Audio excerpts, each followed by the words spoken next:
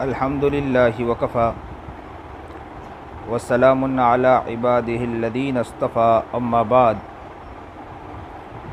फ़अऊज़ु बिल्लाहि मिनश शैतानिर रजीम बिस्मिल्लाहिर रहमानिर रहीम। मन अमिल सालिहम मिन ज़करिन औ उन्सा व हुवा मुअमिनुन फलनुहयियन्नहु हयातन तय्यिबा।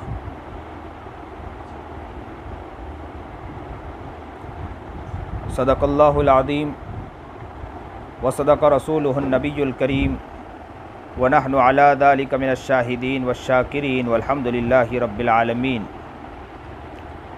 अल्लाहुम्मा सल्लि अला सय्यिदिना मुहम्मद व अला आलि सय्यिदिना मुहम्मद व बारिक व सल्लिम। अल्लाहुम्मा सल्लि अला सय्यिदिना मुहम्मद व अला आलि सय्यिदिना मुहम्मद व बारिक व सल्लिम। अल्लाहुम्मा सल्लि अला सय्यिदिना मुहम्मद व अला आलि सय्यिदिना मुहम्मद व बारिक व सल्लिम। मेरी माएँ और बहनें, आज आप माशाअल्लाह यहाँ जमा हो, दीन की बातें सुनने के लिए जमा हैं।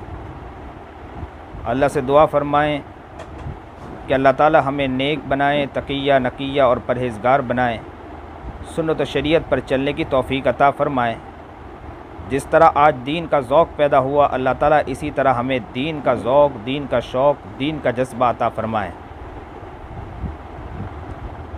मेरी बहुत सी माएँ और बहुत सी बहनें बैठी होगी, याद रखें हर दौर में मर्दों के पीछे ज़्यादातर जो किरदार नज़र आता है वो हमारी माएँ और बहनों का ही किरदार नज़र आता है। हर दौर में औरतों ने मेहनतें की, कोशिशें की, वही माएँ और बहनें अल्लाह ने उन्हें तरक्कियात से मालामाल फरमाया है।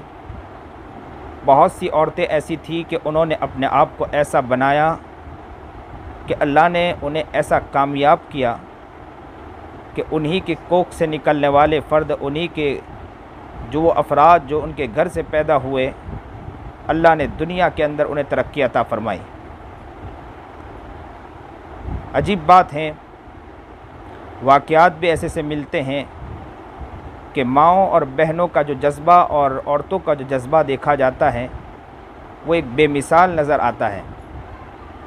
ख़ुद ये वाक़या हम अक्सर व बेशतर सुनते हैं कि नबी करीम जनाब सरकार दो आलम सल्लल्लाहु अलैहि वसल्लम के दौर में सुमैया का जो वाक़या मिलता है कि सुमैया रज़ी अल्लाह ताला अन्हा ने नबी करीम जनाब सरकार दो आलम सल्लल्लाहु अलैहि वसल्लम के नाम पर अपने जान को निछावर कर दिया था और ऐसा कुर्बान किया था अपने आप को कि उन्हें सख्त सख्त सज़ा दी गई, उन्हें बहुत सी तकलीफ़ें दी गई, उन्हें बहुत परेशान किया गया, टॉर्चर किया गया, लेकिन उन्होंने अपने आप को कुर्बान करके बतला दिया और ये कहकर बतला दिया कि औरतें इस तरह हुआ करती है। सबसे पहली शहीद होने वाली सुमैया ही थी कि सुमैया को जिस वक्त सताया गया, लटका दिया गया, तपती रेत और धूप के अंदर, ऐसी धूप थी और खोद की उन्हें ज़ीरा पिना दिया गया और उन्हें लटका दिया गया। तपती धूप थी, परेशान हो गई, आँखों से आंसू निकलने लगे, धूप की तपिश की वजह से बर्दाश्त नहीं कर पाई। लेकिन अल्लाह अकबर, नबी करीम जनाब सरकार दो आलम सल्लल्लाहु अलैहि वसल्लम का वहाँ से गुज़र हुआ। कुफ़ार मक्का हंस रहे थे, मजाक उड़ा रहे थे, सुमैया के आँखों से आंसू जारी थे। अल्लाह के रसूल जनाब सरकार दो आलम सल्लल्लाहु अलैहि वसल्लम का जब वहाँ से गुज़र हुआ, नबी करीम जनाब सरकार दो आलम सल्लल्लाहु अलैहि वसल्लम ने सुमैया को देखा। सुमैया ने नबी करीम जनाब सरकार दो आलम सल्लल्लाहु अलैहि वसल्लम की तरफ देखकर आँखों से आंसू निकल आए, रो पड़ी, आँखों से आंसू जारी हो गए। नबी करीम जनाब सरकार दो आलम सल्लल्लाहु अलैहि वसल्लम ने एक जुमला इरशाद फरमाया कि सुमैया सब्र कर जा, इसके बाद तेरे लिए जन्नत है। मेरी माएँ और बहनें ज़रा गौर करें, तवज्जो करें कि नबी करीम जनाब सरकार दो आलम सल्लल्लाहु अलैहि वसल्लम का ये अल्फाज सुनना था सुमैया को, जबकि सुमैया सख्त मुसीबत में थी, सख्त तकलीफ़ में थी। उन्हें लटका कर कुफ़ार मक्का हंस रहे थे और उन्हें सज़ा दे रहे थे। सुमैया का दिल टूट गया था, रो रही थी, आँखों से आंसू जारी थे। हम अगर उस जगह होते तो हमारे अल्फाज क्या होते, ज़रा सोचें। हम होते तो कहते हैं कि हमारे पास इतनी परेशानी तकलीफ़ें हैं, बच्चों को भी पालना है, बच्चों को भी लेकर चलना है, सारे घर के निज़ाम को लेकर चलना है, सारे घर के कामकाज को लेकर चलना है। इतने सारी चीज़ों के अंदर हमारे लिए सारी मुश्किलात आती है, परेशानी आती है। इतने सारे काम करना बहुत आसान नहीं है। लेकिन सुमैया ने ये अल्फाज नहीं बोला, बल्कि ये अल्फाज कहा कि नबी करीम जनाब सरकार दो आलम सल्लल्लाहु अलैहि वसल्लम ने ये अल्फाज फरमाया कि सुमैया इसके बाद तेरे लिए जन्नत है। ये अल्फाज का सुनना था कि सुमैया ने कहा कि इसके बाद अब मेरे लिए कोई परेशानी नहीं। सुमैया को उसी वक्त शहीद कर दिया गया। कहते हैं कि इस्लाम में सबसे पहली औरतों में अगर शहादत देने वाली हैं तो सुमैया थी, कि सुमैया लटक गई और वहीं उन्हें शहीद कर दिया गया और शहादत देकर बतला दिया कि ग़ुलामी इस तरह दी जाती है और नबी अलैहिस्सलातु वस्सलाम पर इस तरह मिटा जाता है, इश्क के अंदर, मोहब्बत के अंदर अपने आप को इस तरह कुर्बान किया जाता है। ये अजीब कुर्बानी थी, ये अजीब जज्बा था इनके दिलों के अंदर। और याद रखें, औरतों के अंदर जज्बे देखे हैं, औरतों के अंदर इस तरह कुर्बानियों का मादा देखा है। ऐसे ऐसे औरतों के वाक़यात मिलते हैं कि उन वाक़यात से मालूम होता है कि उन्होंने ऐसी ऐसी कुर्बानियाँ पेश की हैं, उन्होंने अपने आप को कामयाब किया है। इसी तरह का एक वाक़या मिलता है कि एक औरत थी उम्मे अम्मारा, उनके शौहर का इंतकाल हुआ, शहीद हो गए और वो अपने बेटे को लेकर जिहाद के लिए निकल आई और फ़ौरन नबी करीम जनाब सरकार दो आलम सल्लल्लाहु अलैहि वसल्लम के करीब आकर खड़ी हो गई और नबी करीम जनाब सरकार दो आलम सल्लल्लाहु अलैहि वसल्लम से आकर कहा कि हमला रोकने वालों में जो लोग खड़े हैं मैं उनके साथ मैं भी कुर्बानी पेश करूँगी। और वो आकर खड़ी हो गई। कहते हैं कि एक किब्ती शख्स आया और एक दरिंदा सिफत इंसान आया, उसने ज़बरदस्त हमला किया। उम्मे अम्मारा रोक रही थी, फिर वो हमला कर रहा था, उम्मे अम्मारा उसको भी रोक रही थी, यहाँ तक कि उसने कई वार किए। उम्मे अम्मारा ज़ख्मी हो गई, बर्दाश्त नहीं कर पाई। अब थोड़ी देर के बाद किसी ने आवाज़ लगाई और कहा, उम्मे अम्मारा तेरे बेटे को किसी ने तेरे बेटे को किसी ने ज़ख्मी कर दिया है। उम्मे अम्मारा दौड़कर उसके करीब गई और अपने बेटे को देखा, खून में लथपथ था। खून को रोकने की कोशिश की, खून का फव्वारा छूट रहा था। कपड़े निकाला और बांधने की कोशिश की और अपने बच्चे से कहा कि बेटे खड़े हो जाओ, बेटे खड़े हो जाओ, तेरा कट जाना मुझे बर्दाश्त है, तेरा मिट जाना मुझे बर्दाश्त है, तेरा शहीद हो जाना मुझे बर्दाश्त है, लेकिन आका नामदार मोहम्मद अरबी जनाब सरकार दो आलम सल्लल्लाहु अलैहि वसल्लम पर एक आँच आ जाए मुझे बर्दाश्त नहीं है। उम्मे अम्मारा ने यह करके दिखा दिया कि बच्चों हर चीज़ कर लेना, लेकिन यह है कि नबी करीम जनाब सरकार दो आलम सल्लल्लाहु अलैहि वसल्लम पर तकलीफ़ आ जाए, इसे बर्दाश्त न करना। उम्मे अम्मारा ने यह करके दिखा दिया और ये औरतों को पैगाम दे दिया कि औरतें हो तो ऐसी औरतें हो, जिसके अंदर जज्बा हो तो इस तरह का जज्बा हो, जिसके अंदर शौक़ हो तो इस तरह का शौक़ हो। मैं मेरी माओं से कहना चाहता हूँ, मैं मेरे बहनों से कहना चाहता हूँ, ओ मेरी माएँ, ओ मेरी बहनें, आप जब कुर्बानियाँ देना जब चाहती हो, आप जब कुर्बानियाँ देने की कोशिश करोगी, याद रखना आप ही के घरों से एक अफराद बनकर निकलेंगे। आप ही लोग बहुत ही कामयाब होते हैं, आप ही लोग कुर्बानियाँ देकर बहुत आगे बढ़ती हो। याद रखना, जब आपके अंदर जज्बा आता है, आप माओ बहनों के अंदर जब जज्बा आता है, अल्लाह ताला तरक्कियात का जीना उसी घरों के अंदर और तरक्कियात का जीना उसी घरों उस माहौल के अंदर पैदा कर देता है। याद रखो, आप लोग कोशिशें करें, आप लोग मेहनत करें, कुर्बानियाँ देने का जज्बा पैदा करें। औरतें बहुत कामयाब होती हैं, औरतें जब कोशिश करती हैं बहुत आगे भी बढ़ती हैं। अक्सर देखा गया कि औरतों ने मेहनतें की, औरतों ने कोशिशें की, अल्लाह ने उन्हें कामयाब भी किया है, अल्लाह ने उन्हें तरक्की भी दी है। और औरतों के ही बारे में सुना जाता है कि औरतें ही वो होती हैं कि जिनके औरतों ही वो होती हैं कि अक्सर जो कामयाब मर्द जो होते हैं, उन कामयाब मर्दों के पीछे औरतों ही का किरदार नज़र आता है। इसलिए मैं मेरी माँओं और बहनों से ज़रूर कहता हूँ कि याद रखो, आप लोग नेक बनोगी, आप लोग दीनदार बनोगी तो याद रखो आपका घर भी प्यारा बनता चला जाएगा, आपके बच्चों में भी दीनदारी आती चली जाएगी, बच्चे भी नेक बनते चले जाएंगे। ख्वाजा निज़ामुद्दीन औलिया रहमतुल्लाह अलैह के बारे में आता है कि वो कहने लगे कि मैं एक मर्तबा अपने घर में दाखिल हुआ। कहते हैं कि अक्सर व बेशतर ऐसा होता कि घर में खाना होता और कभी कभार ऐसा होता कि घर में कुछ नहीं होता। तो ख्वाजा निज़ामुद्दीन औलिया रहमतुल्लाह अलैह कहते हैं कि मेरी माँ अक्सर कहा करती, जब घर में कुछ खाना ना हो, मैं घर में दाखिल हूँ, अम्मी से कहता हूँ कि अम्मी खाना दीजिए। माँ कहती है कि बेटा आज हम रब के मेहमान हैं, इसलिए कि घर में कुछ नहीं, आज हम रब के मेहमान हैं। ख्वाजा निज़ामुद्दीन औलिया कहते हैं मैं छोटा बच्चा था, लेकिन माँ के जब ये अल्फाज सुनता हूँ तो मुझे इतनी खुशी होती कि दिल बाग बाग हो जाता। कहते एक मरतबा अड़ोस पड़ोस से गल्ला आना शुरू हुआ, कुछ दिन तक गल्ला आता रहा। मैंने दिल में सोचने लगा कब माँ से दोबारा वह अल्फाज सुनूं। एक मरतबा फिर गल्ला ख़त्म हो गया, खाने के लिए घर में कुछ नहीं था। मैं फिर घर में दाखिल हुआ, माँ से कहा खाने के लिए कुछ है कि नहीं। तो माँ ने फिर वही अल्फाज कहें कि आज हम रब के मेहमान हैं। ख्वाजा निज़ामुद्दीन औलिया कहते हैं कि अल्फाज मेरे दिल पर ऐसे चुभते थे कि इतना प्यारा लगता था मुझे अल्फाज।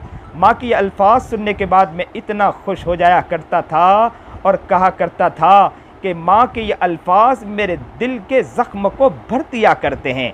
ख्वाजा निज़ामुद्दीन औलिया कहते हैं कि एक मरतबा मेरी वालिदा के इंतकाल का वाक़या सुनाते हैं कि मैं घर में एक मरतबा चाँद देखने के लिए ऊपर चढ़ा। चाँद देखने के बाद नीचे आया और आने के बाद माँ की कदम बोसी की। माँ की कदम बोसी करने के बाद माँ से कहा कि माँ मुझे दुआ दे दीजिए। जैसे ही दुआ के लिए कहा तो माँ ने कहा कि बेटे इस बार तो आप दुआ ले लोगे, आने वाले महीने चाँद देखने के बाद दुआ ले सकोगे। बस ये अल्फाज सुना ख्वाजा निज़ामुद्दीन औलिया कहते हैं कि मेरे दिल में ख्याल आ गया कि हो सकता है कि अब मेरी माँ दुनिया में नहीं रहने वाली। फ़ौरन ये अल्फाज कहा कि माँ मुझे दुआ दे दीजिए। तब ये अल्फाज सुने तो माँ ने कहा कि ऐसा करें कि कल आ जाएं, मैं कल दुआ दे दूँगी और मैं इंशाअल्लाह बतला दूँगी। तो फ़ौरन वो कहने लगे कि मैं राह देखने लगा कि माँ मुझे बुलाएगी। दूसरे दिन अचानक तहज्जुद के मौके पर एक बीबी आई और मुझे कहने लगी कि माँ तुम्हें बुला रही है। मैं करीब गया। ख्वाजा निज़ामुद्दीन औलिया कहते हैं मैं जैसे ही करीब गया और बेटे ने माँ ने कहा बेटे जब तुमने कल मुझसे कहा था लाओ सीधा दाना हाथ मुझे दो।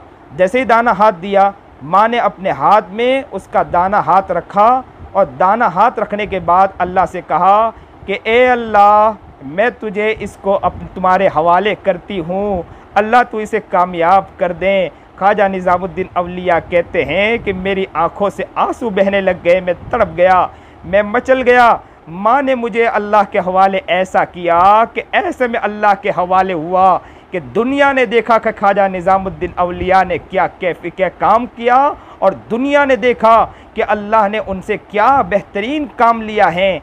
याद रखो कि जब माएँ और बहनें बनती हैं तो बच्चों के अंदर भी बेहतरीन किरदार आते हैं, बच्चों के अंदर भी किरदार बनते चले जाते हैं। औरतों ही के अंदर अक्सर व बेशतर देखा है कि औरतें जब बनने की कोशिश करती हैं तो बच्चों के अंदर भी बेहतरीन किरदार होते हैं। एक वाक़या मिलता है ख्वाजा कुतुबुद्दीन बख्तियार काकी रहमतुल्लाह अलैह का कि अजीब व गरीब वाक़या। वो यह वाक़या मिलता है कि एक और वो उनकी वालिदा मोहतरमा अक्सर व बेशतर उनका मिजाज था कि वो घर में अक्सर जब वो बेटा आता तो उनके दिल में ये डालने के लिए ख्याल डालने के लिए कि उसका जहन हर वक्त अल्लाह की तरफ रहे। खाना भी मांगे तो अल्लाह से मांगे, चीज़ें भी मांगे तो अल्लाह से मांगे, सामान भी मांगे तो अल्लाह से मांगे, हर वक्त उसका जहन अल्लाह ही की तरफ हो। उसके लिए जहन बनाने के लिए उनके ख्वाजा कुतुबुद्दीन बख्तियार काकी रहमतुल्लाह अलैह की वालिदा ने सोचा कि मेरा बच्चा अभी छोटा है, मैं उसका जहन किस तरह बनाऊँ। इस तरह मैं जहन बनाऊँ कि मैं जब भी खाना बना के चुपचाप छुपा के रख दूँगी और फ़ौरन कह दूँगी कि बेटा खाना मांगना हो तो अल्लाह से मांगो। जैसे ही वह हाथ उठाएगा दुआ मांग के जैसे ही हाथ रखेगा मैं कह दूँगी कि बेटा तलाश कर ले। जब तलाश करेगा उसे कहीं ना कहीं कोने में मिल जाएगा ताकि उसका जहन बन जाए। देखो कितने प्यारी औरतें हुआ करती थी। आज हम ज़रा सोचें कि हम अपने घरों में अपने बच्चों के लिए क्या करते हैं। हम अपने बच्चों को मोबाइल दे देते हैं, मोबाइल देकर उनका जहन बिगाड़ते हैं, उनकी जहनीत को ख़राब करते हैं। अक्सर बच्चे बिगड़ते हैं मोबाइलों ही की वजह से बिगड़ते हैं। मोबाइल एक ऐसा सिम में कातिल है कि हमारे हज़रत पीर जुल्फ़िकार अहमद नक्शबंदी अक्सर फरमाया करते हैं ये मोबाइल ये सेल फ़ोन नहीं बल्कि हेलफोन है कि इसके अंदर ये एक मौत का घड़ा है कि बंदा जब मोबाइलों के अंदर लगता है तो यूँ समझो कि जहन्नम की खाई के अंदर जा रहा है। ये अजीब बला है। मोबाइल एक ऐसी चीज़ है कि बच्चों के किरदार को ख़राब कर रहा है। मोबाइल ऐसी चीज़ है कि बच्चों की जहनीत को बर्बाद कर रहा है। अक्सर माओं से जब कहा जाता, उनके बाप से कहा जाता कि बेटों को मोबाइल ना दो तो वो कहा करते हैं मौलाना बच्चा शरारत बहुत करता है, अगर बच्चे को मोबाइल ना देंगे तो वो शरारत बहुत करेगा। तो मैं अक्सर कहा करता हूँ कि बच्चा शरारत नहीं करेगा तो कौन शरारत करेगा? क्या हम शरारत करेंगे?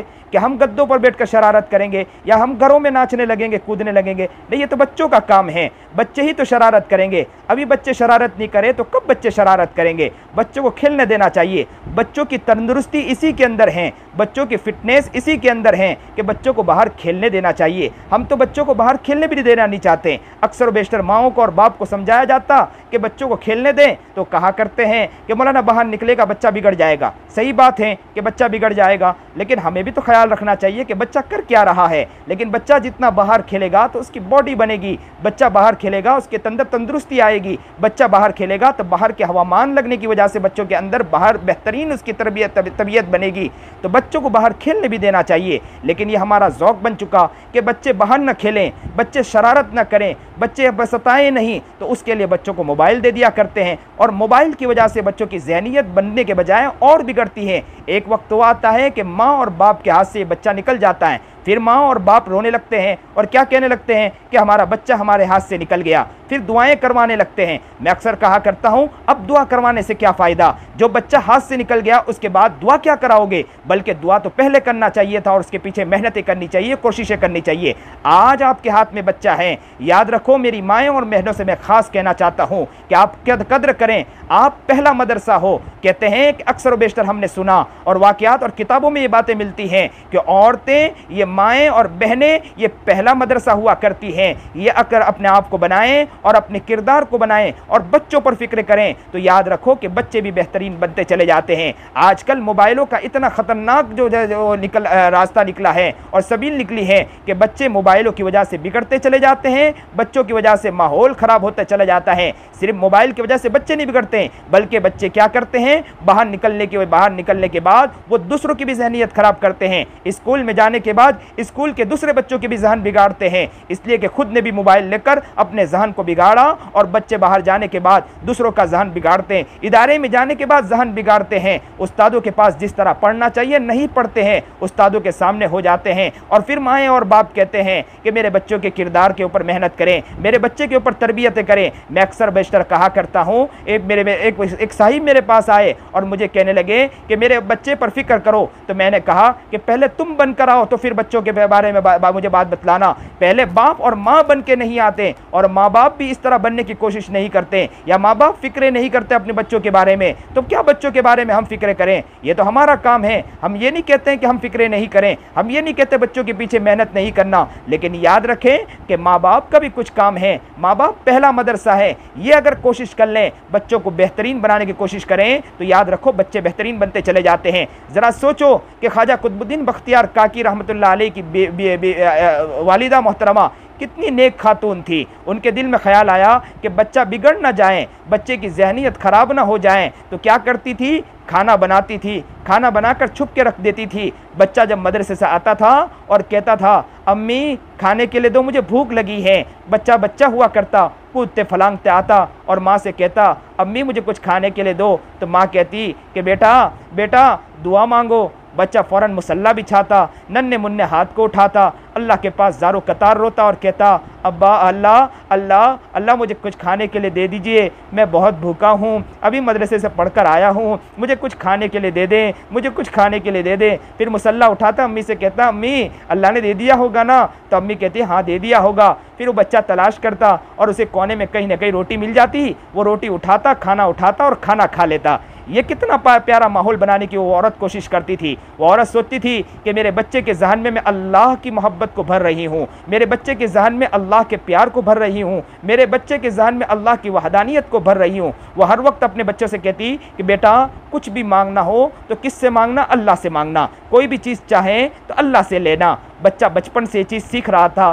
कि मुझे अल्लाह से लेना। नन्ना मुन्ना बच्चा था। एक दिन माँ किसी काम के लिए निकल गई और किसी काम के लिए किसी घर में चली गई और वहाँ गई, अचानक काम में भूल गई कि कितना वक्त हो गया। काफ़ी देर के बाद उसे याद आया कि मेरा बच्चा मदरसे से आ गया होगा, वो खाना रोटी और तलाश करेगा, आज उसके जहन में कहीं ऐसा ना हो कि उसके दिल में ख्याल आए कि रोटी तो मुझे मिली नहीं है, आज अम्मी नहीं इसलिए मुझे रोटी नहीं मिली, हो सकता अम्मी पका कर देती हो। तो उसके जहन में ख्याल आया, माँ के जहन में, कि हो सकता है कि बच्चे का जहन फिर बिगड़ ना जाए। दौड़ते दौड़ते आ रही थी, अल्लाह से दुआ करते करते आ रही थी कि अल्लाह तेरी मोहब्बत को मैं भरना चाहती थी, तेरे लिए मैं कोशिश कर रही थी, अल्लाह ख्याल रख लेना, अल्लाह हिफाजत कर लेना। दौड़ते दौड़ते जैसे ही घर पर आई, बच्चा सोया हुआ पाया, बच्चे के करीब गई और उसको बोसा देने लगी और प्यार करने लगी और नन्हे मन्ने बच्चे को कहा, मेरे लाल, मेरे कलेजे उठ जाओ, ज़रा देखो तेरी माँ आ चुकी है। बच्चा उठा। माँ ने पूछा कि बेटे तुम्हें भूख लगी होगी ना, चलो मुसल्ला बिछाओ, अल्लाह से रो।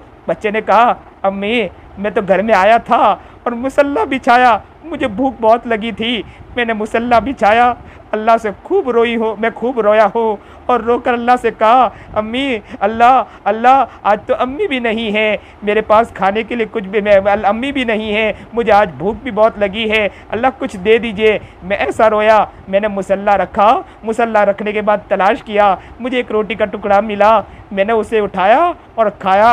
अम्मी आज तक मुझे ऐसी रोटी नहीं मिली जो उस वक्त मैंने आज तक जितनी भी रोटी खाई मुझे इतना अच्छा नहीं लगा जो आज की रोटी में, जितनी आज की रोटी में जो जायका था वो जायका मैंने आज तक नहीं पाया। अल्लाह अकबर कबीरा, अल्लाह अकबर कबीरा। ये कैसी औरतें थी, उन्होंने अपने बच्चों के पीछे कैसी मेहनत की, तब तो जाकर ख्वाजा कुतुबुद्दीन बख्तियार काकी रहमतुल्लाह अलैह बनकर निकलते हैं। आज हमारी माएँ और बहनें ज़रा अपने घर के अंदर देखें, अपनी गिरबान में झाँक कर देखें कि वो बच्चों को क्या सिखा रहे हैं, बच्चों की क्या जहनियत बना रहे हैं। अक्सर बच्चे देखा गया कि बाहर जाते हैं, किसी से लड़ाई होती है तो लड़ाई होने की वजह से या सामने वाले ने कुछ मार दिया हो, घर में आकर अम्मी से कहते हैं, अम्मी उसने मुझे मारा, तो माँ फ़ौरन सिखाती है कि बेटे तुमको मारा है, तुम भी जाके 2 लगा कर आओ। ये बच्चों को सिखाया जाता, बल्कि ये नहीं सिखाना चाहिए, बल्कि ये जहनियत ये बनानी चाहिए, नहीं नहीं बेटे बेटे उसने मारा है ना, जाओ उसके पास जाओ और कहो कि हमने तुम्हें माफ़ कर दिया, हमने तुम्हें माफ़ कर दिया, और याद रखो कि मैं तुम्हारा दोस्त हूँ पक्का, आज से जो भी गलती हूँ मैं माफ़ी चाहता हूँ। बच्चों की ये जहनियत बनानी चाहिए। लेकिन हमारे घरों में क्या जहनियत बनती है, अक्सर व बेशतर देखा गया कि माएँ अपने घरों में बैठकर किसी पड़ोस वालों की बुराइयाँ करती होती है, अड़ोस पड़ोस वालों की बुराइयाँ करती होती है, या कभी अपने शोहर की बुराई करती होती है, कभी अपनी सास की बुराई करती होती है, कभी अपने ससुर की बुराई करती होती है, कभी अपने ननंद और भावज की बुराई करती होती है। बच्चा करीब बैठकर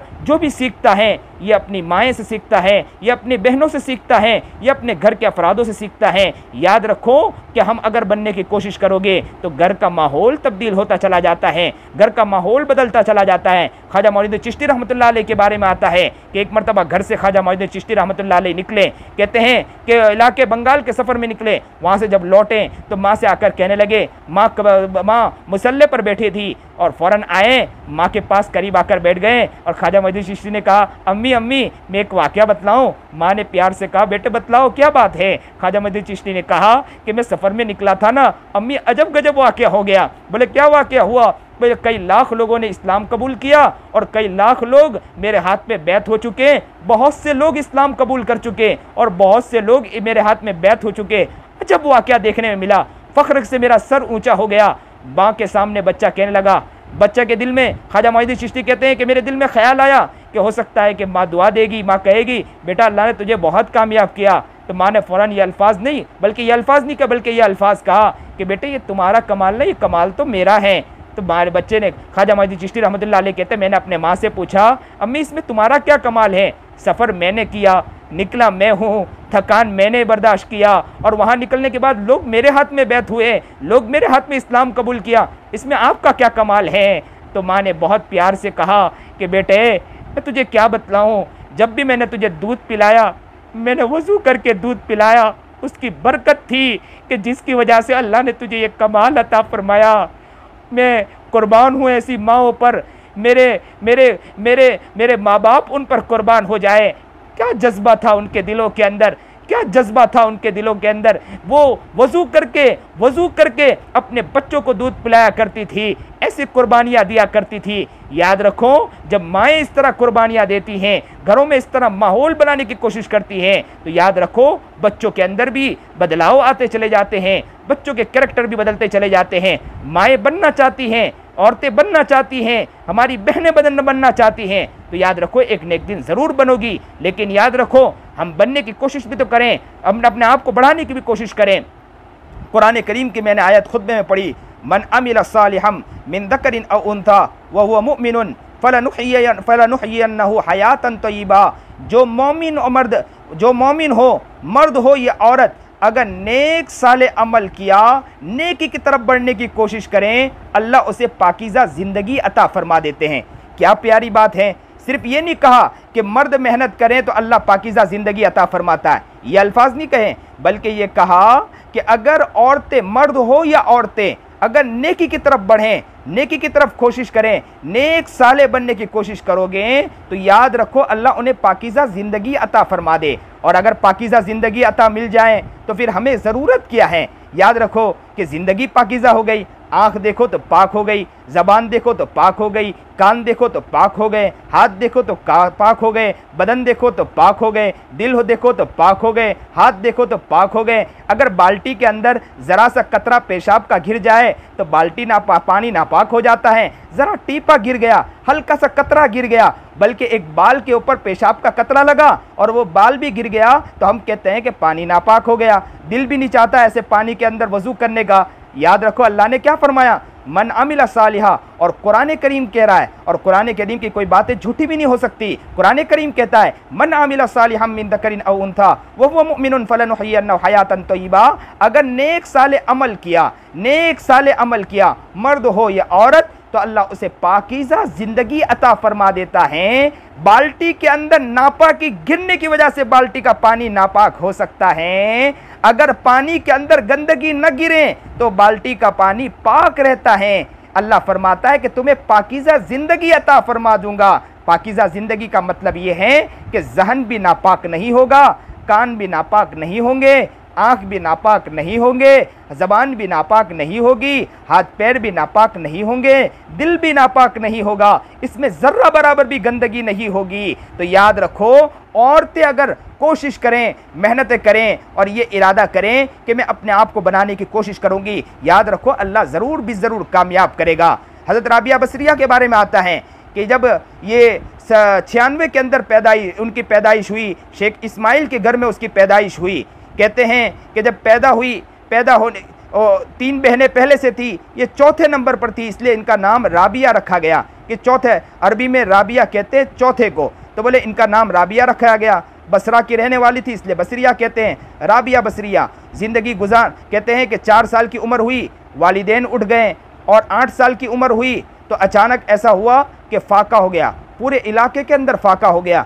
खाने के लिए कुछ नहीं था, चीज़ें भी कुछ नहीं थी, पेट में खाना नहीं गया, कई दिन गुजर गए। तो चारों बहनों ने इरादा किया चलो हम कुछ मांगने के लिए निकलते हैं। 8 साल की उम्र है राबिया बसरिया की, उनकी तीनों बहनें बड़ी थी, तो कहा कि चलो कुछ मांगने के लिए निकलते हैं। चारों मांगने के लिए निकल गए। देखते हैं रास्ते में खड़े, कोई देने वाला भी नज़र नहीं आया। अचानक एक बहुत बड़ा ताजिर अतीक नामी वो वहाँ से गुजरा। अतीक वहाँ आके खड़ा हुआ, उस राबिया से उन औरतों लड़कियों से कहा कि तुम्हारे चेहरे बुझे बुझे नज़र आते हैं, क्या बात है? तो कहा कि कई दिन गुजर गए, फाका है, पेट में खाना नहीं गया और फाके की ज़िंदगी गुजर रही है, इसलिए हम लोग यहाँ खड़े हैं कि कुछ आ जाए और दे दे। तो उस बच्ची से भी कहा कि आप ये तीनों बहनें बोल रही है, तुम क्यों नहीं बोल रही? राबिया चुपचाप बैठी थी, राबिया बसरिया चुपचाप बैठी थी, कुछ बोल नहीं रही थी, छोटी थी। तो कहा कि तुम क्यों नहीं बोलती है? तो कहा कि जिससे कहना था मैंने उससे कह दिया है, अब तुम्हें क्या कहने की ज़रूरत है? तो फ़ौरन उस अतीक के नामी शख्स के दिल में ख़्याल आया, उसने कहा ये बच्ची इतनी प्यारी है। तो फ़ौरन उससे कहा कि जिससे कहा था उससे तुमने कह दिया, फिर उसने अभी तक सुना क्यों नहीं? तो उसने फ़ौरन कहा, राबिया ने फ़ौरन कहा, उसने सुन तो लिया है, जब मौका आएगा तो मुझे दे देगा। जब ये अल्फाज सुना अतीक के दिल में मोहब्बत हो गई। उसने कहा, उन बच्चियों से कहा कि ये बच्ची को तुम मेरे हवाले कर दो, तो मैं तुम तीनों के लिए इतने रुपए दे देता हूँ कि तुम फाके के अंदर इन हालात के अंदर तुम अच्छे से ज़िंदगी गुजार सको। तो छोटी बहन ने भी कहा अगर यही वाक़या है तो आप लोग रुपये ले लो। और बहनों ने भी आपस में मशवरा किया और उन्होंने वो रुपये ले लिए और वहाँ से चली गई और राबिया उनके हवाले कर दिया, अतीक के हवाले। अतीक के पास गई और वहाँ रोज़ाना सुबह में खिदमत करती थी, रात में अल्लाह की मोहब्बत में खड़ी हो जाया करती थी। कहती कि पूरी पूरी रात अल्लाह की मोहब्बत में खड़ी होती। 12-13 साल की उम्र हुई, रातों को इतना रोती थी, अल्लाह के सामने गिड़गिड़ाती थी। सुबह में अपने मालिक की खिदमत में आ जाती थी और मालिक की खूब खिदमत करती थी। एक दिन मालिक ने कहा कि तुम्हारा चेहरा बुझा बुझा नज़र आता है, चेहरों पर लाली नज़र आती है, ऐसा लगता है कि तुम्हारे चेहरे पर थकान बहुत है। तो उसने फ़ौरन कहा कि कुछ हो गया क्या, या कोई बीमारी हो गई? तो फ़ौरन राबिया ने कहा कि नहीं नहीं नहीं, क्या कुछ नहीं हुआ मुझे। तो कहा कि आपका चेहरा बुझा बुझा नज़र आता है, क्या बात है? मालिक ने राबिया बसरिया ने कहा कि अतीक अपने मालिक से कहा कि मालिक, हो सकता है कि आपके खिदमत में कोई कमी आती हो। तो मालिक ने फ़ौरन कहा नहीं, कोई खिदमत में कमी नहीं, मुझे कोई परेशानी नहीं है, मुझे कोई मसला नहीं है, मुझे कोई हालात नहीं है। मैं तो सिर्फ तेरे चेहरे को देखकर मैंने कहा कि तुम्हारा चेहरा बुझा बुझा नज़र आता है, चेहरों पर ऐसा नज़र आता है कि थकावट नज़र आती है, इसलिए मैंने आपसे पूछा। तातीक फ़ौरन राबिया बसरिया ने अपना सर झुका लिया। कहती है कि एक मरतबा रात को अल्लाह की याद में मस्त थी, अतीक को अचानक कोई वजह से कोई ज़रूरत पेश आई, फ़ौरन खड़ा हुआ, आँख खुल गई। अचानक उसने एक कोने की तरफ देखा कि राबिया बसरिया का जो कमरा था उसमें चिराग जल रहा था। अतीक उठा और जाकर देखने लगा कि जाऊँ देखूँ कि राबिया कर क्या रही है। जाकर देखा तो राबिया मुसल्ले पर खड़ी होकर अल्लाह के सामने गिड़गिड़ा रही थी और कह रही थी कि मेरे अल्लाह, मैं रात भर दुआ मांगती हूँ, रात भर आपकी इबादत में खड़ी होती हूँ, लेकिन सुबह में मैं अपनी मालिक की खिदमत की वजह से मैं आपके सामने खड़ी नहीं हो सकती। आपका अजान देने वाला अजान देता है, लेकिन नमाज के लिए मैं देर से आकर खड़ी होती हूँ, क्योंकि मालिक की खिदमत मुझे बहुत लेट हो जाता है। अल्लाह मुझे माफ़ कर दे, अल्लाह मुझे माफ़ कर दे, अल्लाह मुझे माफ़ कर दे, अल्लाह मुझे माफ़ कर दे। अतीक ने कहा, जब ये सुना तो वो बेचारा रात भर नहीं सो पाया। अतीक कहता है कि मेरी रात की नींद उड़ गई। सुबह हुई, मैंने राबिया को बुलाया और राबिया बसरिया से कहा कि मैंने तुझे आज़ाद कर दिया, जा तू आज़ाद हो गई। राबिया बसरिया पैर पे गिर गए और कहने लगी कि क्या मेरी खिदमत में कोई कमी रह गई? बोले नहीं, कोई खिदमत में कमी नहीं रही। तो कहा आपने इतनी सारी रकम दी, मैं उसका हक भी नहीं अदा कर पाई। तो उसने कहा नहीं, मुझे कोई हक की ज़रूरत नहीं है, मैंने तुझे सब माफ़ कर दिया, लेकिन तो एक काम मुझे माफ़ कर दे। बोले क्या बात है? बोले तू जिसके सदके मांग रही थी रात भर, उसके सदके मेरे लिए भी दुआ कर दे कि मैंने तुझे जितना काम लिया अल्लाह मुझे भी माफ़ कर दे। राबिया बसरिया ने कहा मैं अल्लाह से दुआ करती हूँ कि अल्लाह तुम्हें भी माफ़ कर दे। अल्लाह अकबर कबीरा। ये औरतें हुआ करती थी। राबिया बसरिया ने अपनी ज़िंदगी को ऐसा बनाया था, उनकी ज़िंदगी ऐसी प्यारी ज़िंदगी हो गई थी राबिया बसरिया। राबिया बसरिया के ही वाक़या तो एक मिलता है कि उनके सामने किसी ने गोश्त ला कर रखा, भून कर गोश्त ला के रखा। ज़ारो कतर राबिया बसरिया रोने लगी। किसी ने पूछा कि राबिया बसरिया क्यों रो रही हो? राबिया तुम क्यों रो रही हो? तुम्हारे सामने भुना हुआ गोश्त है, उसके बावजूद भी रो रही हो। तो ज़ारो कतार रोने लगी और कहने लगी कि क्या बतलाऊँ कि मैंने जब गोश्त को देखा तो मेरे दिल में ख्याल आया कि पहले मुर्गे को ज़बह किया गया होगा, ज़बह करने के बाद उसको आग में भूना गया होगा, इसके बाद मेरे सामने लाकर पेश किया गया है। कल क़यामत के दिन अल्लाह के सामने जब मैं पेश होंगी, अगर मैं गुनहगार होंगी, मैं अगर फ़ाहिशा होंगी, अगर मैं गुनहगार होंगी, गुनाहों में लथपथ होंगी, तो अल्लाह ताला मुझे ज़िंदा ही जहन्नम में डाल देगा और मुझे भून देगा। ये कहकर ज़ारो कतार रोने लगी। अल्लाह अकबर कबीरा। उन्होंने अपनी ज़िंदगी को कैसी प्यारी ज़िंदगी बनाई थी। अल्लाह अकबर। ऐसा वाक़या भी मिलता है कि एक मरतबा सो रही थी राबिया बसरिया, घर में सो रही थी, अचानक एक चोर खिड़की के रास्ते से अंदर दाखिल हुआ। जैसे ही अंदर दाखिल हुआ, दाखिल होते के साथ उसने पूरा घर तलाश किया, उसे कुछ नहीं मिला। एक चादर मिली, चादर लेकर भागने लगा। जैसे ही चादर लिया और निकलने लगा तो उसको खिड़की उसके आंखों से ओझल हो गई। जैसे ही खिड़की आंखों से ओझल हो गई, उसके आंखों में उसके आंखों की बिनाई चली गई। तो उसने फ़ौरन चादर फेंका। चादर फेंकना था, फिर खिड़की नज़र आई, वो भागने लगा। उसके दिल में खौफ तारी हो गया कि क्या माजरा है। वो जैसे ही दौड़ने लगा तो गैबी आवाज़ आई, और गैबी आवाज़ आई कि तू मेरे यार तो मेरा सोया हुआ है, लेकिन दूसरा यार जागा हुआ है, उसका ख्याल रख रहा है। अल्लाह अकबर कबीरा। ये औरतें कैसी औरतें हुआ करती थी। उन्होंने अपने आप को कैसे बनाया था, उन्होंने अपने आप को कैसे बनाने की कोशिश की। अल्लाह हमें भी नेक बनाए, अल्लाह हमें भी तकिया नकिया परहेजगार बनाए। याद रखें, अगर हम नीयत करें, हम दुआएं करें, हम अपने आप को बदलने की कोशिश करें, अगर बनोगी तो याद रखो घर भी बनता चला जाएगा। हम अपने आप के घर में माहौल बनाने की कोशिश करोगी तो याद रखो कि घर के अंदर माहौल बनता चला जाएगा, जिंदगी के अंदर माहौल। मैं उससे पहले भी आया था, मैंने ये बातें बतलाई थी कि याद रखो कि औरतें घर में मर्द दाखिल हो तो मोहब्बत के साथ उन्हें सलाम पेश करें और उनको घर में लाकर मोहब्बत के साथ बिठाएं। इसलिए उनको फिर उनसे कहें कि हो सकता है आप थक कर आए होंगे, हो सकता है कि आपको बहुत सी परेशानी वाक़ई हुई होगी, वो लोगों ने बोला होगा, हो सकता है बहुत धूप लगी होगी, चीज़ें हुए होगी, आओ बैठो, मैं तुम्हारे लिए पानी लाती हूँ। मोहब्बत के साथ उनको बिठाएं, मोहब्बत के साथ उनसे बातें करें। याद रखो, अगर इस तरह का माहौल पेश करोगी, इस तरह का माहौल बनाओगी, बच्चों से भी कहो कि अब्बू घर में दाखिल होंगे ना तो अब्बू के साथ मोहब्बत के साथ बात करना, अब्बू को सलाम पेश करना। बच्चों को सिखाओ, घर में माहौल बनाने की कोशिश करो, रात की तालीम शुरू करो और घर में माहौल बनाओ कि हम कुरान करीम पढ़ेंगे, खूब तिलावतें करेंगे। बच्चों से भी कहो। अभी मैं अफ्रीका का सफ़र था, अफ्रीका के सफ़र में मैंने अजीब व गरीब वाक़या देखा। ये वाक़या देखा कि एक शख्स थे, उन्होंने अपने घर में माहौल बनाया। क्या माहौल बनाया? माहौल ये बनाया कि बच्चों से कहा कि बेटे अभी स्कूल की छुट्टी है तो कुछ ना कुछ करना चाहिए, चलो दुरूद शरीफ और इस्तग़फ़ार पढ़ना चाहिए। तो उन्होंने बच्चों को इस्तग़फ़ार और पूछे कि बेटे कितने इस्तग़फ़ार पढ़ते हो? बच्चे तस्बीह लेकर घूम रहे हैं। पूछा कितने इस्तग़फ़ार हुए? तो पता चला किसी ने कई हज़ार, किसी ने कई लाख मरतबा तस्बीह पढ़ चुके, सिर्फ 3 दिन के अंदर। ज़्यादा दिन भी नहीं गुजरे थे, 3 ही दिन के बाद मेरा जाना हुआ था। तो कहते 3 दिन के अंदर हज़रत इतने लाख मरतबा तस्बीह पढ़ चुके। अल्लाह अकबर। जब मैंने ये माहौल देखा, मैं उस माँ को सलाम पेश कर दिया कि कैसी माँ होगी, ये कितनी प्यारी औरत होगी कि उसने अपने बच्चों के अंदर ऐसी माहौल लाने की कोशिश किया।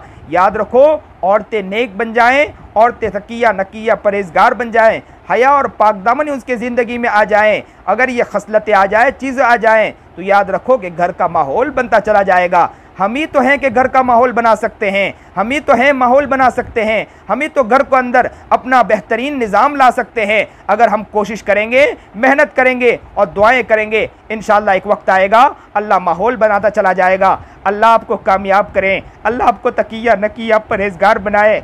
मैंने जितने वाक़यात बयान किए हैं, मैं अल्लाह से दुआ करता हूँ कि इन वाक़यात का वास्ता देकर कहता हूँ, अल्लाह इन वाक़यात के वास्ते से अल्लाह पूरे घर के माहौल को बदल दीजिए, नबी अलैहिस्सलाम का आशिक बना दीजिए, नबी अलैहिस्सलाम की सुन्नतों पर चलने वाला बना दीजिए। आप लोग जितनी भी औरतें यहाँ जमा हैं और मेरा पैगाम जहाँ जहाँ तक पहुँचे, मैं सब माँ और बहनों से कहता हूँ कि बच्चों को नबी की सुन्नतें सिखाओ, नबी का तरीका सिखाओ और मोबाइल से हद्दल इम्कान दूर रखो। मोबाइल सिम में कातिल हैं, मोबाइल कत्ल करने वाली चीज़ है कि बच्चों के ज़िंदगी को काट देती हैं, बच्चों की ज़िंदगी को तबाह कर देती हैं, मलियामेट कर देती है, बच्चे को बर्बाद कर देती हैं। न दो बच्चों को मोबाइलें, ये मोबाइल बच्चों को बर्बाद कर देती हैं। बच्चों की फ़िक्र करो। बच्चे अगर कोई थोड़ी भी छोटी चीज़ें देखते हो तो बच्चों को इसके करीब तक ना आने दो और कहो कि बच्चों याद रखो ये अच्छी चीज़ नहीं है। मैं अपने घरों के अंदर अपनी बच्चियों को कहता हूँ, मेरी बच्ची है, मैं अक्सर कहता हूँ कि अक्सर बच्ची आकर खड़ी हो जाती, मैं कहता हूँ कि बेटी इसमें देखकर क्या करोगी, जब बड़ी हो जाओगी तब याद रखना अच्छी अच्छी चीज़ें इसमें देखना, अभी तुम अच्छे अच्छे काम करो। तो अब वो खुद कहती है, अबू मैं क्या करूं, मैं कुरान शरीफ लेकर बैठूं या तस्बीह लेकर बैठूं। मैं उसको कहता हूं कि कितनी तस्बीह पढ़ेगी ज़रा बतला, तो फ़ौरन वो हाथ में तस्बीह लेकर घूमना शुरू कर देती है और कहते हैं अब्बू मैंने इतनी मरतबा तस्बीह पढ़ी। तो मैं कहता हूं कि अक्सर कोशिश करें, हम माहौल बनाएंगे तो घर का माहौल बनता चला जाता है। हम माहौल तो बनाने की कोशिश करें, माहौल तो बनाने की फ़िक्र करें, अपने आप को बनाने की कोशिश करें, घर के माहौल को बदलने की कोशिश करें। अगर हमारे अंदर थोड़ी कुछ गफलत हो, हमारे अंदर कुछ कमी हो, लेकिन अगर वो कमी हो तो उस कमी को देखते हुए बच्चों के अंदर लाने की ना कोशिश करो, बच्चों के अंदर उसको लाने की कोशिश ना करो। अगर बच्चों में भी लाने की कोशिश करोगे तो कल उठ के बच्चे कहेंगे कि हमारी माँ और हमारे बाप ने सिखाया ही कुछ नहीं। अगर अक्सर मैंने घरों में देखा कि अक्सर बच्चे ये कहते हैं कि बड़े हो जाने के बाद कहते हैं कि मेरी माँ तो चाहे कैसी भी थी, मेरी माँ चाहे कितनी भी बुरी थी, लेकिन मुझे अच्छी तालीम देकर चली गई। और मुझे अक्सर कहा करती थी कि तेरी माँ तो गंदी है, तेरी माँ तो ऐसी है, तेरी माँ तो फाहिशा है, तेरी माँ तो गुनहगार है, तेरी माँ तो ऐसी है कि जो सही माने में ज़िंदगी गुजार नहीं पाती, अल्लाह के हुक्म को बजा नहीं लाती है, अल्लाह के तरीके को बजा नहीं लाती है। लेकिन तू बच्चा बनने की कोशिश कर, इस तरह का माहौल बनाने की कोशिश की तो एक वक्त वो हुआ कि बच्चा नेक बनकर निकला है। और बच्चे वो खुद कहते थे कि मेरी माँ चाहे कैसी भी थी लेकिन मेरा माहौल बदलने की और मुझे नेक बनाने की उन्होंने कोशिश की। तो याद रखें कि बच्चों को मोबाइल से हद्दल इम्कान दूर रखें और गुनाहों से हद्दल इम्कान दूर रखें और अच्छे साथी की तलाश करवाएं, जो अच्छे दोस्त हो इलाके के अंदर, उससे दोस्ती करवाकर उन्हें उनके साथ रखें और फिक्र करें। बच्चा बाहर जाएं तो देखें कि किन बच्चों के साथ खेल रहा है, जिनके साथ खेल रहा है वो बच्चा अच्छा है कि बच्चा अच्छा नहीं, अगर नहीं है तो कोशिश करें उन बच्चों को समझाएं। बच्चा छोटा हो तो जल्दी समझ जाएगा, उन्हें समझाएं कि बेटे ऐसों के साथ दोस्ती न रखना, दोस्ती रखोगे तो नुकसान होगा। अक्सर व बेशतर हमने भी अपने घरों के अंदर, हमारी वालिदा भी इसी तरह मेहनत किया करती थी। एक मरतबा मैं दुकान पर गया, ज़्यादा देर हो गई। माँ ने पूछा इतनी देर क्यों हो गई? मैंने कहा कि वो सामान था लेने में देर हो गई और वहाँ पर भीड़ ज़्यादा थी, इसकी वजह से। तो फ़ौरन माँ ने और बुरखा पहना और माँ फ़ौरन उठ के चल दी और हमारी वालिदा उठ कर चली गई और वहाँ जाकर दुकान में जाकर पूछा कि यहाँ आया था यह बच्चा? तो फ़ौरन उस दुकान वाले ने कहा बच्चा आया था लेकिन भीड़ थी इसलिए वो आगे नहीं आ सका।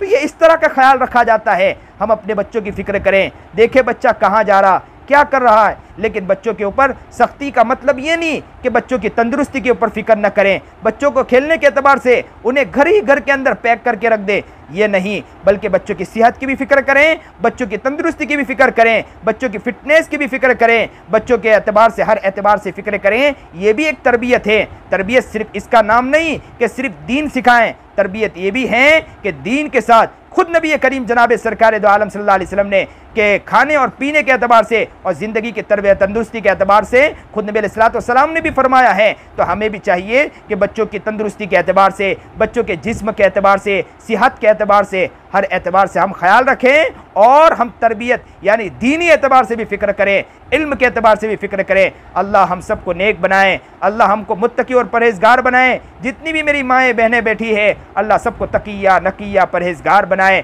सुन्नत व शरीयत पर चलने वाला बनाए, नबी अलैहिस्सलाम का आशिक मस्ताना और नबी अलैहिस्सलाम की सीरत पर चलने की तौफीक अता फरमाए। जो बात कही गई अल्लाह उस पर अमल करने की तौफीक अता फरमाए। वाखिरु दावाना अल्हम्दुलिल्लाहि रब्बिल आलमीन। दुआ फरमा ले। सुबहान रब्बियल अलिय्यिल आलल वहाब अल्हम्दुलिल्लाहि रब्बिल आलमीन। अल्लाहुम्मा सल्लि अला सय्यिदिना मुहम्मद व अला आलि सय्यिदिना मुहम्मद व बारिक वसल्लिम। ला इलाहा इल्ला अंत सुबहानक इन्नी कुन्तु मिनज़ ज़ालिमीन। अल्लाहुम्मा इन्नका मलीकुम मुक़्तदिर मा तशाअ मिन अम्रि यकून। रब्बना ज़लमना अनफुसना व इल्लम तग़फिर लना व तरहमना लनकुनन्ना मिनल ख़ासिरीन। ए रब्ब करीम, हम गुनहगार ख़तावार, अल्लाह हमारे गुनाहों को माफ़ फरमा दे, ख़ताओं को माफ़ फरमा दे, गलतियों को दरगुज़र फरमा दीजिए। अल्लाह जी हमसे राज़ी हो जा, अल्लाह जी हमसे खुश हो जा, हमें अपनी मोहब्बत अपना प्यार अता फरमा दीजिए। ए रब्ब करीम, ये औरतें यहाँ बेचारी आकर बैठी है मौला, ये चाहती हैं कि कुछ ज़िंदगी बदलना चाहती है मौला, ये अपने आप को बदलना चाहती है मौला, इसीलिए तो दौड़ दौड़ कर आई है और ये सोच कर आई है कि हम वहाँ पर दीन की बातें होगी, कुछ अच्छी अच्छी बातें होगी, हमारी ज़िंदगी पलट जाएगी। अल्लाह, ये जिस तरह दौड़ कर जिस मोहब्बत के साथ आई, अल्लाह इनकी इस मोहब्बत को कबूल फरमा लीजिए, इन्हें तकिया नकिया परहेज़गार बना दीजिए, सुन्नत शरीयत पर चलने की तौफीक अता फरमा दीजिए। अल्लाह इन्हें बेहतरीन औरतें बना दीजिए मौला, अल्लाह इन्हें सुमैया बना दीजिए, अल्लाह इन्हें राबिया बसरिया बना दीजिए, इन्हें उम्मे अम्मारा बना दीजिए। हमारी औरतों को भी अल्लाह कबूल फरमा लीजिए मौला, हमारी औरतों को भी कबूल फरमा लीजिए मौला। हमारी बीवियाँ बच्चे अल्लाह वो भी बनना चाहते मौला, कहते हैं कि हमारे लिए भी दुआएं करना, अल्लाह हर को कबूल कर ले मौला। अल्लाह औरतों के अंदर बड़ा जज्बा होता है, वो चाहती है कि हम बदल जाए, लेकिन क्या करे बेचारे, कोशिश तो बहुत करती है। अल्लाह सब औरतों की ज़िंदगियों को तब्दील फरमा दे और अल्लाह उनके वास्ते से हमारी भी ज़िंदगी को तब्दील फरमा दे। हमें भी नेक बना, मुत्तकी बना, परहेज़गार बना, काम का बना लीजिए मौला। ज़िंदगी को सही गुजारने की तौफीक अता फरमा दीजिए। जो दुआ मांगी सारी दुआओं को मज़ अपने फजल करम से कबूल फरमा लीजिए। वसल्लल्लाहु तआला अला खैर खल्क़ि मुहम्मद व आलिहि वसल्लम।